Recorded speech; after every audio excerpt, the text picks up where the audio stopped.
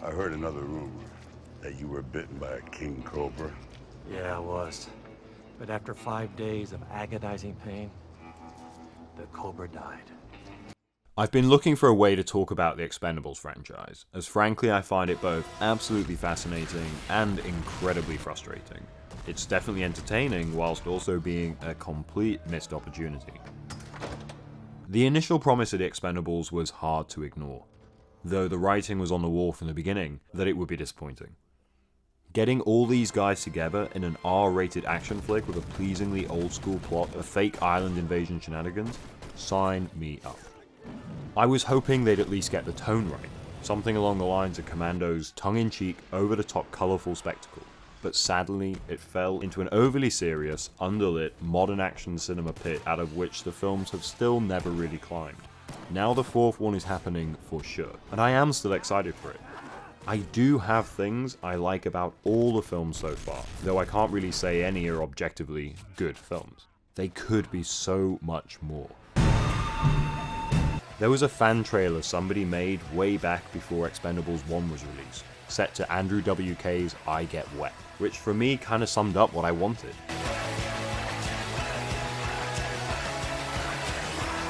Big, brash, blood-soaked, a little bit silly. That's all we needed. Commando with more actors and more bad guys. That's not really what we've got, even up to the third movie. Overuse of fast editing and shaky cam, CG blood or no blood at all, underlit cinematography, an overly serious tone or attempts at comedy that flat out didn't work. I'll be back. You've been back enough. I'll be back. And no balance between the two. They've just been generally disappointing. Every time they've tried to course correct, it's been one step forward, two steps back.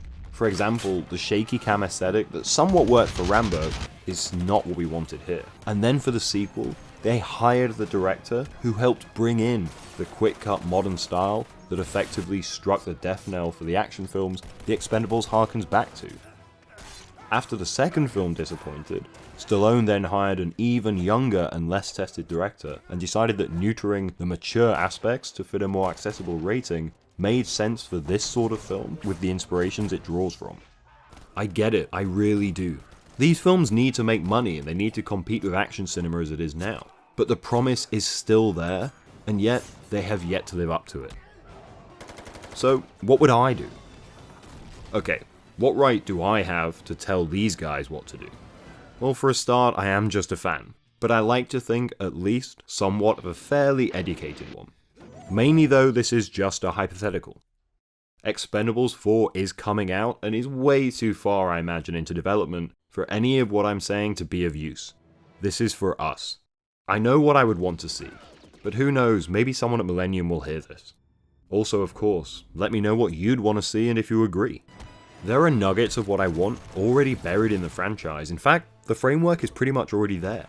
For me, it's just a case of bringing certain things to the fore and moving other things to the back, or excising them completely. One huge issue for me with this series is they've gone old school in terms of actors, but new school everywhere else. Again, I understand they're competing with new cinema, but they're not going to get that audience over Marvel or Fast and Furious. They need to go for the audience that loved these guys back in the day. Yippee-ki-yay, motherfucker. The main person calling the shots has either been Stallone, who apes modern filmmaking techniques, Move that camera around, shaky cam, that's it. Simon West, who helped usher in those techniques, or Patrick Hughes, who has only really known that style, he's so new. So, who would I go for? Well, I'm thinking John McTiernan. Relatively unfairly maligned by the industry, he has still got it in him to do big action cinema. McTiernan made fucking Predator and Die Hard, and hasn't made a film since the admittedly poor Basic. The guy has been shunned by Hollywood, but this is the perfect way to bring him back, and with the right script, who better to knock it out the park?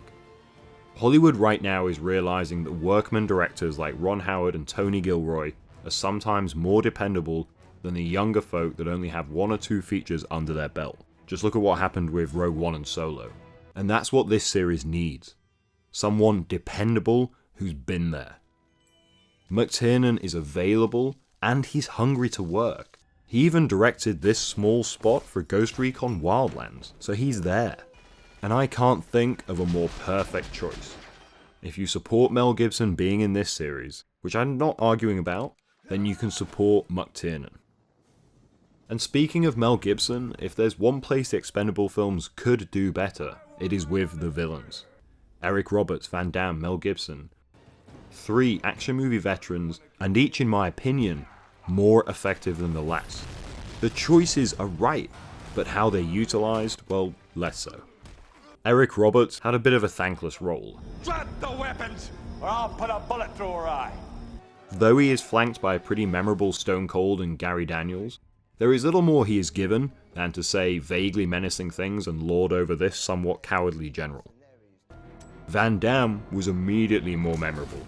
First of all, simply because it's Van Damme, who easily could have been a main draw as an Expendable himself, but also because he's the only bad guy in the series to actually kill one of the team, which I'll get to later. Sadly, after this, he really vacates for long periods of times until the end when he has a fight with Stallone, covered almost entirely in shadow to hide the fact that these guys can't really do all that much anymore. By the third film, they had found in Mel Gibson the most effective villain yet, with by far some of the best lines in the series as villains go. And again? Anybody else? And some menace that comes naturally with an actor as intense as Gibson. Stonebanks is at least enjoyable to watch. You know, he really dials it up here. Now with a great character actor like Keith David or Michael Ironside as a villain versus a team operating within a slightly more ridiculous scenario, the franchise for me would hit the right tone. Hans Gruber or Cyrus the Virus with a bit more of a sense of humour, or maybe just get John Travolta playing John Travolta. That's the Expendables villain we deserve. And some henchmen to be invested in. Fucking Scott Adkins is an Expendables too, but he's killed relatively easily and just doesn't do a whole lot. You know, maybe throw a mesh shirt in there for old time's sake. Then we need good guys to fight those bad guys, and this is where admittedly the series has done pretty well. The cast of action heroes is really solid. I mean, it's still a huge kick just to see these guys side by side. Expendables 1 was my Avengers. However, I need less Ronda Rousey and the other tykes of number 3, and way more Antonio Banderas, This is the happiest moment of my life. and hopefully a Cynthia Rothrock or a Michelle Yeoh. If you're going old school, keep it old school. The third film is probably the most effective film as it does balance humour and action the most, thanks in no small part to Banderas. Oh, shit. The second did its best with keeping it entertaining than the overly dour first film, but it just went way too overboard with references to old films or one-liners, though of course we do need those, Who is next? Rambo? when it should be more about that general knowing sense of humour. A lot of these old school flicks push into that knowingly tongue-in-cheek territory without even trying, so just push it a little further. Let off some steam, Bennett. My favourite moment of Expendables 2?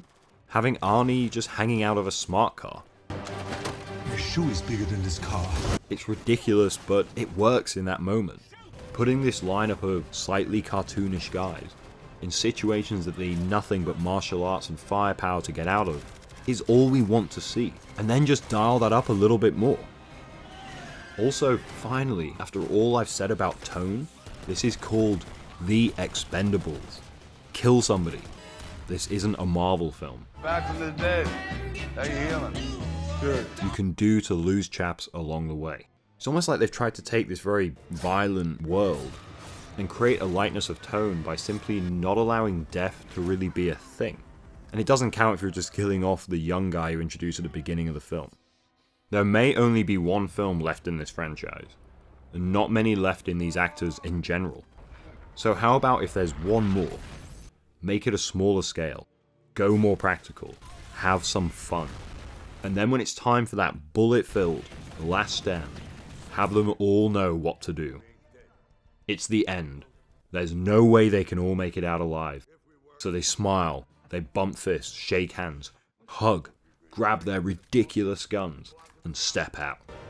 They take 20 bad guys to every Expendable they lose, and it's ridiculously bloody, over the top, bullets flying every which way, explosions left and right as they're taken out in a real blaze of all-out, over-the-top glory. That's what my Expendables would be, and to me, a lifelong action fan, that could be incredible. They don't have to all die, some injured, some escape, some fight through. They stand together, helping one another, and it could be surprisingly sweet in a testosterone-fueled way. So jealous. I don't want to always end with everyone alive and unscathed in a bar. After all, as much as we need humour, we need stakes to really care about the characters to find them funnier. Admittedly, it's a pretty difficult balancing act. I don't even think Infinity War or Marvel in general have been able to balance light humour with real stakes. But with an R rating and a title that basically tells you that these guys are in life-threatening situations, you kind of have to push them towards death a little bit.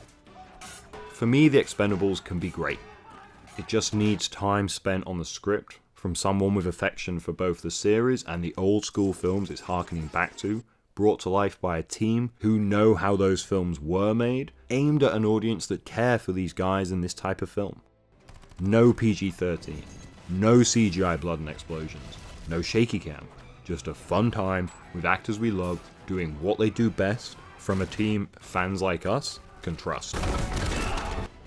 It's been announced that a fourth film is happening, written by Gregory Poirier, who, though I haven't much experience of, a glance at his filmography shows a lot of safe, family-friendly fare. I don't want to comment too much on it. Hopefully Mr. Poirier does bring some of the edge back to the series. Really though, I just want to see another one, but one that makes the franchise feel worthwhile. Millennium, please, don't let this franchise stumble along as it has done so far. If you're gonna go out with a bang.